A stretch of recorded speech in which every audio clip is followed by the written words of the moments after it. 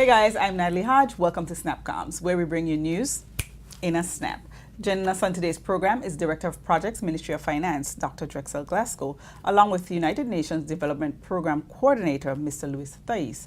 They're here to speak to us today about the Rehabilitation and Reconstruction Loan Program. Welcome, gentlemen. Thank you for having us. Thank you very much. All right, let's recap a bit and remind our viewers what the Rehabilitation and Reconstruction Loan Program is about, the RRL. So the Rehabilitation and Reconstruction Loan, as you mentioned, RRL, it is a loan that government has gotten from CDB in the wake of the storms of last year to jumpstart the rehabilitation program, the reconstruction program. And so the loan is in the amount of $65.2 million, and it includes funding to help rehabilitate those areas that are critical to the success and just getting the country back. Areas such as schools, roads, water reservoirs, and other government buildings.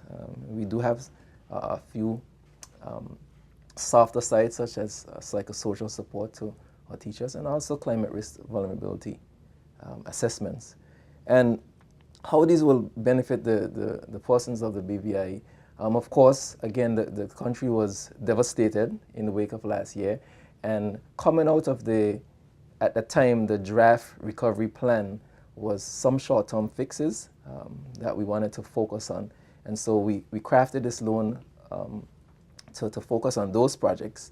And so we expect that persons would have certain infrastructure that are key to getting the economy jump-started, going again, even socially from the perspective of their livelihood to be able to be fixed or addressed with this loan.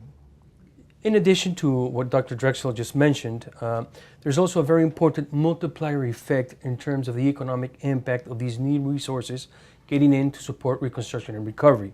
So it's not only that the infrastructure that will be rebuilt, okay, will benefit the population, but also, small contractors and local contractors, etc., will be able to participate from the loan and therefore will also benefit from this. Yes. And one of the things that we've realized is what's important to the success of any project is the communication bit. And so we have endeavored to develop a flyer, or I would say a brochure, to help inform the public. We will also be planning meetings in the community to help inform the public. But some of the things this brochure will address things such as what is the loan, how and who will implement it, the benefits to the BVI, what the projects are, because I'm sure people are interested in knowing what projects are, and more importantly, the timeline of those projects, and how local contractors will benefit from this loan project. So we intend for the brochure to be a snapshot of what we intend to do, but to also communicate what we're trying to do and the successes that we're doing. Okay, so the brochure will be available on government's website, bvi.gov.vg, and will there be hard copies that you can pick up anywhere, or it's just online? There will be hard copies. We're also getting a website. I think we're in the final stages of that, and it will be uploaded on the website as well. Yes, and what is also important to consider, if we look at experiences from other countries in other parts of the world, moving forward with the communication component is extremely important. And in that sense, I think, we need to understand that what the government of Virgin Islands is doing is quite innovative, because the ability to communicate and to share with the community what types of works are being done, who is taking the lead on this, how many funds are being distributed, and so forth, is extremely important to ensure that we are all part of this process of moving forward the RRL. Okay, so how is the program being implemented, and what are the phases that you can tell us about? First, I think it's important to mention that the implementation of the RRL responds to the Caribbean Development Bank guidelines. Okay, and these guidelines are very important to follow because they guarantee, on the one hand, transparency, best international practices in transparency, in value for money, and quality assurance as well. So following these guidelines will ensure that the RRL is implemented successfully, okay, and that we have top-notch works in the ground. And So also to ensure that we will get paid, vendors will be paid, because in order for us to expend any monies that get disbursements, we have to follow the bank's guidelines. Right, right. exactly. So in terms of the phases, we would perhaps like to divide this in two big blocks. The first block is actually getting together the experts, the technical experts that will be working on the designs and all the technical specifications of what the works will be. So this first phase, okay, includes drafting the terms of reference, identifying who are the top-notch providers who can actually provide these services. It also involves tendering the process, and finally the negotiation and signature of the contracts. Okay. And once that is in place, we would go into the second phase, which is the work part, the works implementations. And here we usually need to work on the design phase, which is the actual work being done on the ground. Okay. Then how do we tender the works for the works to begin? And finally, the execution of the construction per se. So if you think about it, it is a process, that takes some time to ensure we follow through the guidelines, to ensure yes. best practices. All right. So how has the reconstruction process been moving along in comparison to other places that are probably going through the same reconstruction and rehabilitation process? Yeah, one of the things that I can say is with what's required to get this project moving, to get construction works on the ground, we have been working non-stop to get this done. Now, it wouldn't appear, because you have not seen construction works outside, that anything is happening. But we can assure you that when compared to other countries who are doing the very same thing, BVI is ahead of the game, because we have systems in place, we have successes that we're able to lean on from previous experience, and the personnel in place to actually get this job done. We have a very good team, supplemented by the UNDP, and we're moving. And we can say within the next couple of months that we would have signed a lot of contracts in line with the CDB's guidelines, that if we did not sign, we would not be able to realize actual benefits of construction works. Okay, I think that's a very good point to make, because as you mentioned, I think people will look around and feel that nothing is happening or things are taking too long, but it is a process and there are certain guidelines that you do have to follow once it is a CDB loan. So that's a good point that you made there. So tell us what has been achieved so far. UNDP has supported several countries throughout the world, okay, around 50, in terms of recovery processes after disasters.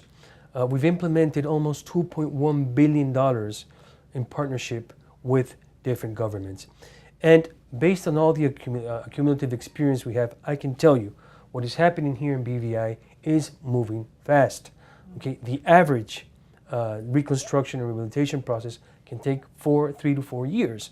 Okay, and if we look at the initial phases of this process, from the moment that the disaster hit, to the negotiations to get the loan, to the receiving of the loan, to the systems in place to move forward the loan, and to the results that are in place, I mean, there's been a lot done in a time span of almost a year. So I think we need to congratulate the efforts of the government of the Virgin Islands in terms of being able to move this forward with such efficiency. Okay, great. So what has been achieved so far? What can you tell us? So what we have been doing, again, is getting these exports in place that's required by the bank as a third-party verification. And so we have successfully signed 4 contracts in terms of the consultancy works, and then another 2 that deals with the supply of goods as a part of the loan. At the end of November, we expect to have about 16 contracts signed for these, either the exports or goods and services. Again, most of our efforts has been to get these things in place, because without putting them in place, we would not be able to get to the next phase. What efforts are there being done to get more persons engaged in the process? Well, as mentioned a little earlier, we want to ensure that we communicate what we're doing properly. And we spoke about the brochure, and I alluded to it earlier as well.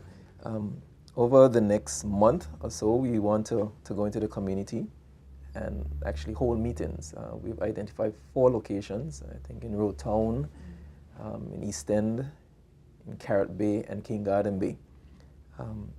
These are areas that we have a high density of some of the works that will be happening, and so we have targeted them to be able to explain what exactly we're talking about here, what's the RRL, let us know of the status of those projects, and of course we welcome the entire community, the entire territory to come out. We will also be doing on the sister islands too. We will get Virgin Gorda in this. We do have some projects there, a couple on Anigada and some on Jasmine Dyke as well. But we want to ensure that we're communicating this. I mentioned also the website. And that website will also give you a portal where you can click on a project and see what the status is. Okay. We're doing our very best, as have been purported in all your discussions, of ensuring that local contractors and vendors are involved in the project. The bank, through its development and of the loan itself, recognize that we do have, as a result of the storm, an economic and a social issue that we needed to address. And so the loan was designed to ensure that we have maximum local participation of vendors and contractors.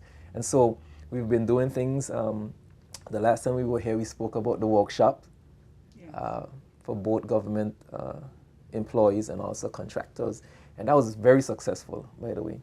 And so we want to keep doing things like those just to make sure we have the buy-in and the involvement of the local persons and also of the community. So we will be updating the community through various mediums.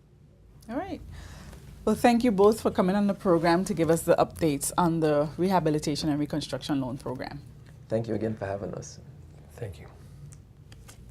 Well, guys, there you have it. I'm Natalie Hodge, signing off. Be sure to tune in for your daily feed of SnapComms, where we bring you news in a snap. Subscribe to our YouTube channel, Twitter, and Facebook at BVI Government and Instagram at GIS BVI.